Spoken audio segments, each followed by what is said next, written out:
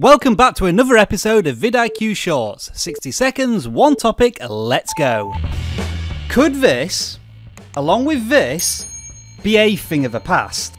Something has changed in the YouTube matrix and it's not gone unnoticed. It started with someone on Twitter querying their subscription feed not being in chronological order, and it led to this stunning reply from YouTube. They are experimenting with the way content is shown, switching to personalized order versus the traditional way of showing most recent first. What does personalized order mean? TubeFilter describe it as such.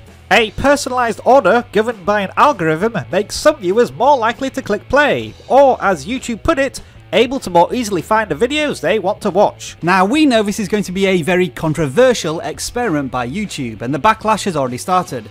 So here are some questions for you. When did you last use your subs feed to watch content? Have you noticed your own subscription feed changing? What percentage of your views directly come from subs? And after you've answered all that, do you think the subscription button's days might be numbered?